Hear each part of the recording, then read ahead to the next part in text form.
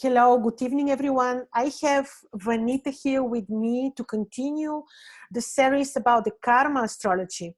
We completed very nicely saying that it's up to our level of consciousness and needs on how our karma will be modified and will develop. So please continue, Vanita. This was very interesting. Thanks, Krasi, and I hope the audience is enjoying this because this is a very important thing that we must follow. If we are into astrology, this is the basic foundation. We must follow all this. Now, I just want to mention here, karma comes in three strengths. First, there's the karma that's easy to change. For example, if you sign up for a course of maybe, a vegetarian cooking, suppose. But then you decide that you would rather go in for a meditation class. You switch, right? So you can switch easily, isn't it? So that's easy karma changing. Then second is the karma that can be altered only with substantial effort. Suppose if you graduate with a degree in law, but then decide that you would rather become a doctor instead. So you can go back to the college and get the medical degree. But it will cost you, of course, a lot of money and time. That's a different story altogether. Now, the vast majority of karma playing out in our life falls in these two categories. The third is the fixed karma. That's the fixed one, which is the topmost one. These are the lessons we cannot get out of the experiences we must undergo for the sake of our spiritual growth. Some individuals are born to fame, like children of royalty, for example, here, there are, to maybe Prince Charles or anybody's example, maybe you can say Trump, whosoever you want to mention. So they are like born to fame or to wealth. So they have to deal with the issues this karma brings with it, whether they like it or not. They're famous or not famous, that totally depends on their karma, which cannot be changed. We are born to some families, right? We are married to somebody. So this is our fixed karma. We cannot change it. Others may inevitably have to go through a traumatic event, like the loss of a loved one on a serious accident or illness. Only a small portion of our total karma is unalterable. I like this. However, Vedic astrology does not tell us what will happen in our future. It tells us what might happen unless we consciously act to prevent or modify it. Please underline this. Very good point you make. Very good point you make, because people would come and say, shall I divorce? You can say there will be crisis, but you may avoid if you do the necessary. Very well said, Krasi. This is a very important point that you make. I hear this all the time. Accurate. Very We keep getting this. Yes, you know that. Yes, of course. And there is also continue. Yeah. There's also a completely different kind of karma that I forgot to mention, that can impact our lives drastically. That is the collective karma. I forgot to mention, that is very important. If someone who is running a cycle, that is a dasha period, that is signaling physical danger, happens to live in a peace-loving culture. For example, she may fall and break her leg on the fateful day. Someone else, however, running the same cycle, but living in a culture with a high tolerance for violence, may be a victim of an assault. So this is totally two different scenarios, but the same dasha. It is absolutely wrong to claim that the victim of a crime karmically deserved it. It's wrong to say that. Just as individuals generate karma, so do neighborhoods, organizations, nations on the whole. India has a separate karma on the whole. US has another karma. So it's a group karma. Group karma can override or strongly modify modify individual karma, particularly during collective experiences like war, tsunami, earthquakes. What is that? This shows that we are responsible not only for our own actions, but for the attitudes and acts of the communities of which we are the members. Why everybody's mind is different in every place? Desh Kal Patra, as we say. It is totally different. The mindset is different of a one country and the other from the other, isn't it? So that is collective karma. So I would say write your own horoscope. In Vedic astrology, the planets merely signal the time when our karmic debts, debits, and credits come due. They don't actually cause any event to take place. Suppose, for example, think of a traffic light. Suppose it signals when it's time for us to stop or go, right?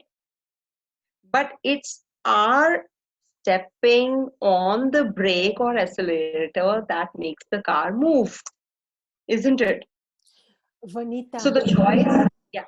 yes, I will interrupt you, but remember your words. But it's important point I like to ask you. It's about the models, because I know in the Vedic astrology you also have these repetitive models. So basically, also in the Vedic astrology, you have the belief that if somebody was a slave, would be a slave, would not be a king in the next life. So this is also, you can see in other ancient teachings like the Babylonian astrology. But what about this? This is very interesting, because if someone was a slave and the person can never become king in the next life, how about this? How about the repetitive models? Do we follow up similar model in every karmic incarnation? Because, yeah, this is... Krasi, you're right. You see, we are at times caught up in a vicious circle. So that is why to improve or break through that circle, we must improve as a human race. We are deteriorating day by day as a human being, as a society, as a country, as a nation, as a world on the whole. We all are going down. The race is just going down. So we are caught up. We will be born as maybe an ant or a mosquito tomorrow. Maybe. You never know. Because we are just going down. There's no. So, yes, of course. But, the choice, as I just gave you the example of the, light, red light or green light, you want to go or not go. That choice to act and the act itself comes from us, not from the stars. with We have to limitations. understand. I believe there are limitations. I believe there are limitations. Yeah. So a horoscope is in fact just a symbolic representation of the forces at play in our unconscious mind. But because the universe was projected out of a limitless cosmic mind, yogis say that thoughts and symbols are in a sense as real as physical things. This is why not only actions but also thoughts produce karma. Remember that. Thoughts Oh, only become our actions. Only thoughts become our action. What else? oh, very Whatever we true. are thinking, We need whatever to be we are very thinking, careful. Yes, very true. we have to be careful here first, then act, then speak, rather than, you know, a symbolic representation like a horoscope can be helpful, really helpful. In the same way as a road map is helpful, okay? We have to, because they were designed by those illumined, the enlightened souls, the sages of the past. So they are like they used to be the guiding forces, they used to be clarifying forces, they used to be conscious, they used to be aware of, and they used to impart awareness and consciousness to us. So we have to depend on the horoscope and astrology just for the guiding force. It's a starting point for the spiritual practice, a platform to work from. If somebody is coming to us, we know what we have to do, right? We have to guide them. Not judge's sentence that leaves no chance for an appeal. Sorry, that's not astrology. Your destiny isn't written in stone. I repeat, it's not written in stone. It's a living thing that changes subtly as your level of consciousness changes. Wonderful Many sentence. many deep-rooted problems shown in the chart can vanish completely if sincere. And I have seen myself, I have experiences. If you have sincere and if you are consistent, if you apply your consistent effort, it is definitely going to change. One of my actually, friends, Vedic horoscope, was showing some delays and serious obstacles. Maybe uh, not delays, but it was totally a denial for getting married and getting children. I'm just giving an example. But you know what? She's 50 today and she's happily married and she is having healthy twins. Wonderful, wonderful. Because she was, she went to an astrologer and that astrologer said, sorry, there's denial, completely denial. Even I saw the horoscope and it was there and I did not tell her this. I said, no, there is a chance. See, I did not lie to her. It was not a lie. But, with your positive Oh, thought yes. process, you Otherwise, you can program the people to expect bad things you can only. yes, you know what, Krasi, if somebody is coming to me that, I'm going to file a divorce case from my husband, and this time is not good, if I see. So I postpone it. I tell her that I tell my clients to postpone that particular thing so that that time goes away, right? It's over. Then what will happen? You can just, maybe that time is gone and you don't want to anymore file a case against your husband to get Absolutely. separate.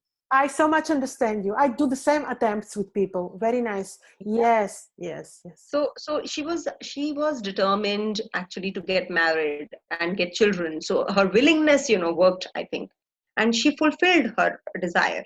So, and she's happily married. She's happily married with twins. So this is what, the horoscope is about. So we have to not consider and depend totally on the see. If being an astrologer, me saying this, it can ruin my business also in my work. But I don't care. But because, if somebody's coming to me, I have to guide them. That I'm not God. We are not gods. We are just the guiding platform you have come to. So just follow whatever we are saying, and you can definitely, get through this. You'll sail through the bad times, because anybody coming to for astrological guidance is definitely going through a bad phase. Yes, I want to mention a few more things, Krasi, here before I forget. Parashara, the father of the Vedic astrology, as you must have, Brihad Parashar Hora Shastra is a Vedic text. So he recommended a number of methods for rewriting your horoscope if you are not comfortable with the one you have. So he thought that the challenging karma you see, there can be partially or wholly erased from your karmic balance through consistent, heartfelt spiritual practices such as meditation, prayer, ritual worship, chanting of mantras, charitable donations, and selfless service. These are the remedies. Repeat it, please, Not slowly. Repeat it slowly so that really people benefit from this sentence. Please, Vanita, yes, I sure. mean it. Yes. So you can definitely, you have to be consistent. You have to be spiritually inclined, meditate, pray, follow some ritual worship, chant the mantras, and of course, donate. Charitable donations also, depends. Everything you have to get your horoscope checked for that, which remedy will work for you. And of course, selfless service will help you any which ways, because you grow as a person. If you're doing, I recommend, generally I tell people to go and serve in the hospitals, serve the patients, serve the needy, serve the orphans, when you go there and meet them, your compassion, you're so empathetic towards them that you yourself start feeling that you're in a better place. So you stop behaving in that manner that you're already behaving, with the anger, the anguish, the causing pain to other, jealousy, all those things you get over, you get out of those things. So the best is also one more thing, you should try to get up before dawn. That is the best time to meditate, actually. It is the best time, which actually sages used to do. They used to get enlightened at that time. You should get up early in the morning before the sunrise. Spend several hours to meditation and prayers. That is also very, very essential. And especially as astrologers, we must do that for, we should replenish our energy that we have lost, and then we must, offer prayers and then go ahead with the day. So this is something that is there. And then there are certain more things that I want to mention. Today, it's actually not difficult to locate um, astrologers who are doing it also, though. But still, yeah, like definitely we must start doing more of meditation. Yes. So I don't recommend gems because it's not there in the Parashara, which I wanted to mention at the time when I was saying the remedies.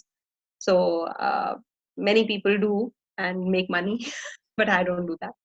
So yes, so coming to the noble thoughts and deeds we can shape our more auspicious destiny.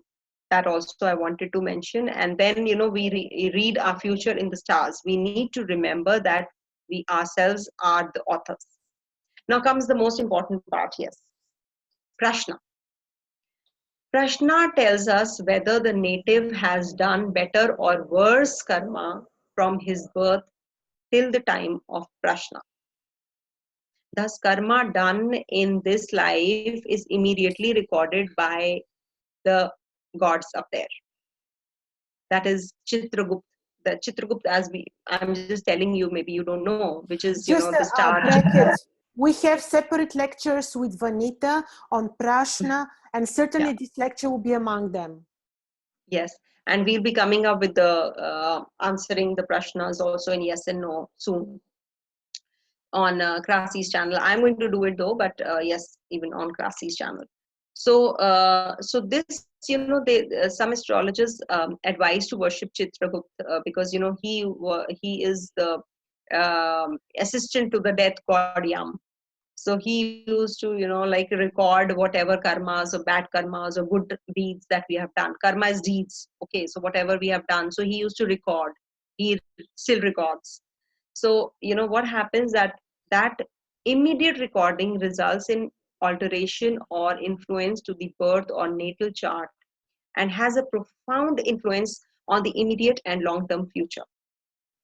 So if the natal chart planetary positions are better than the Prashna chart, remember this. If the natal chart planetary positions are better than the Prashna Kundli, then the person has fallen further in this life. That is accumulated more bad karma. Second, if the natal chart planetary indications are worse than the Prashna, then they infer that he has done better karma in this life, and to that extent shall have a better future. Now, coming to the third one. If the indications of the natal and Prashna chart are the same, the planetary positions and we see that this is strengthening and both are strong, then he's merely sailing through this life experiences based on the past karma. That the effect of this karma can alter the indications of the natal, including his longevity. So can you imagine we can modify our karma, how we can modify the karma? How important is Prashna Kundli? So the timing of the Prashna Kundli makes so much of a difference. So we can just decipher, we can make out the difference. We are born with certain stars and we have when we come to the Prashna, that is the present. We are asking the present. So it has to be synchronized with our natal, right? So it is evident from these statements that the karma we do in this life is immediately recorded from the moment the karma is performed and has an immediate impact on the future, whether immediate or distant, or maybe subsequent births. So it is all so well linked. So Amazingly, that's my take on the karma yes. theory. I like it so much, and you gave me such a good feeling because the Babylonian astrology is a bit less optimistic in terms of karma. But I like so much the Vedic approach, and I want to add some 2, 3 just small Yes. points which come from my experience with astrological magic, and which I learned and which are so helpful in terms of everyday easing up your karma. And this is when you knowledge is power. When you go to astrologer and when you get the knowledge of the weaknesses and the pluses of your chart, there is one amazing thing which helps enormously. When you know that there is a punishing planet, so to say, like if Saturn is very badly placed, for example, is afflicting your luminary, there is a way really to approach directly the planet, like really approaching. When you know that the planet is in a powerful, dignified position in the sky, just address the divinity of this planet, talk and beg for easing up, softening your karma. This is helping enormously, and I'm sure it helps. And it is with every planet. It's like when your love life is challenging for the moment, or in general, address Venus when Venus is dignified. When you know that this evening you saw Venus on the sky as an evening star, just look at Venus and say, you queen of heaven, queen of the beauty, help me. And this is also gives wonderful feeling. And no, Krasi, everybody should come to us for that guidance rather than yes, giving them away. yeah.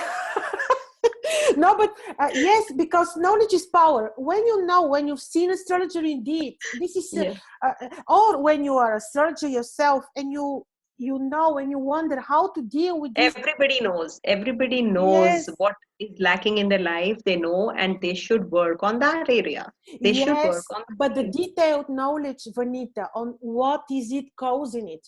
You know that, for example, you couldn't marry at this particular age, but what is the reason behind, you will not know until you have knowledge of your chart. So knowledge is power, and this knowledge is given to you to help yourself, to serve yourself, right? So Yes. and yes, approach personally the planets, and of course the creator, certainly with through, as Vanita said, meditations and all these practices which are so rich and so helpful. And the last thing, to me, gems may help if they are not treated natural, but I have separate video on this. So to me, this also may help. Of course, in nowadays times, gems are being treated badly, destroyed literally, so such gems will not help you. But again, this has to be seen in the personal chart. Krasi, for gems, I have a separate theory. What I feel is that when you're wearing something, you wear something. So for 1 day, 2 days, 1 week, 1 month, maybe, you will feel that you're wearing something for modifying your karma, your future, your modifying the problem that you're facing will get all right. So all that is there in your mind when you wear it. The moment, it becomes an ornament after some time. It is just an ornament that you're wearing. Then its effect stops, I feel. The lasting effect is the main effect is by compassion. When you show Very compassion to true. others, Absolutely. I agree. that is something that it should be but an ongoing process. It should not just stop, that done once and finish. Oh, I will donate something and oh, I must get the results with that intention. No, No, unconditional help, absolutely. unconditional charity, serve unconditionally. Don't think that if you will help others you will get benefit out of it. No, unconditional serving others will help only. And of course chants, they do what? They activate your chakras which are not balanced. So they bring those cosmic energies inside you and activate those chakras by chanting. So that is something which should be an ongoing process again. It should not be that you chant it today and you just don't chant it tomorrow. It should be a continuous process. And of course, I handpick the chants and give as remedies if required. If that is something which is, I give towards the end, if I see that this planet is troubling, or this planet is weak, or this planet is strong, so I must strengthen this planet even more.